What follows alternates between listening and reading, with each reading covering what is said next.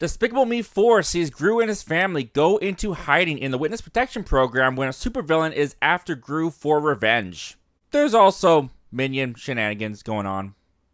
It's a Despicable Me movie. And that kind of sums it all up right there for you. If you're a fan of the Despicable Me movies, if you find the Minions enjoyable, you're going to enjoy this movie. If you don't like the Minions, if you haven't been a fan of this franchise, then you're not going to like this movie.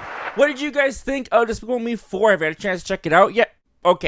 Okay, fine. I'll give a little bit more than that to the review. It does feel kind of weird, though, reviewing this movie because this movie is very aimed at kids. And I've enjoyed the Despicable Me franchise. I enjoy 1, I enjoy 2. 3 started to lose me, and the Minion movies, they're fine. I enjoyed Rise of Gru, admittedly. But when it comes to Despicable Me 4, it doesn't really feel like this franchise has anything new to add to it. Now, I do enjoy the characters here still. I think Gru and the family and the little girls and the dynamics that they all have, they're a fun set of characters to watch play off of each other. There's even an added addition into the family with the new baby Gru, which, if you wanted to say this movie had a story, it's about Gru bonding with his child. And I will admit that the scenes with Gru and baby Gru, because baby Gru doesn't like Gru all that much. We got a lot of laughs from what sounds like the dads in my auditorium. But I enjoyed that aspect of the film of Gru trying to bond with his child. But really, Despicable Me 4, what this movie is a series of Minion shorts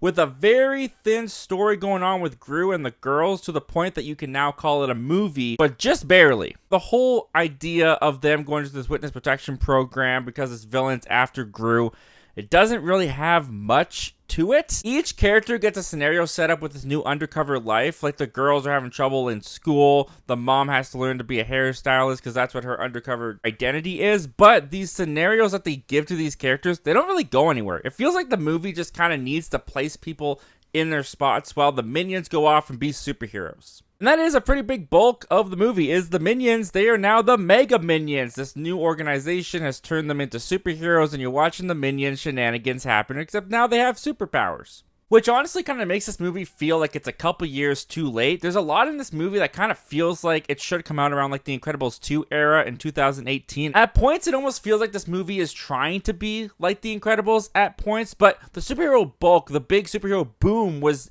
pre-2020, so doing it now, it just feels so tired.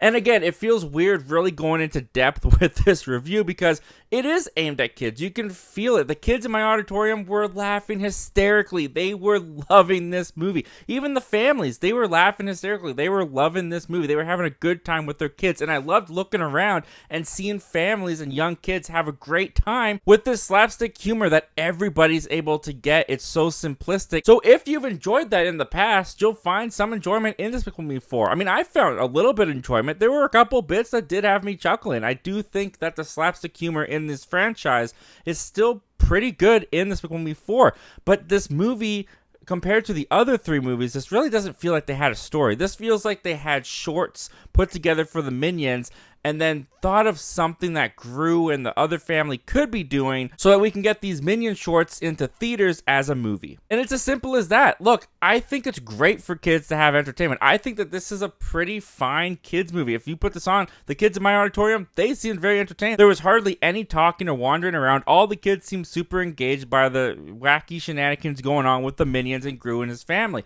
If you're someone like me, though, who's 25, kind of grown beyond this franchise. I've enjoyed it in the past. Despicable Me 4 is fine, but it's not anything that I feel like anyone over the age of 8 is going to really get that much out of. And I don't even mean that as a negative. The fact that the kids in my auditorium were having a great time, I think that's great for them.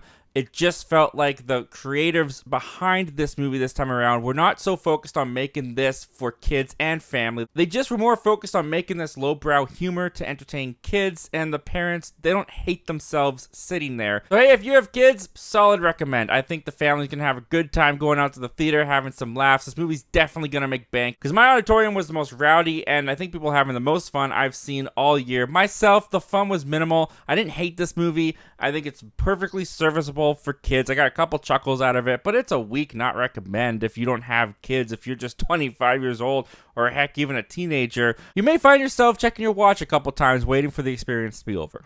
Those are my thoughts and opinions on Despicable Me 4. There's really not much to say about it, but maybe you have more to say, so comment down below. Let me know all your thoughts and opinions about Despicable Me 4. I'd love to see it. I'd love to read it. As always, guys, thank you so much for hearing me out, and I hope to talk to you guys again real soon.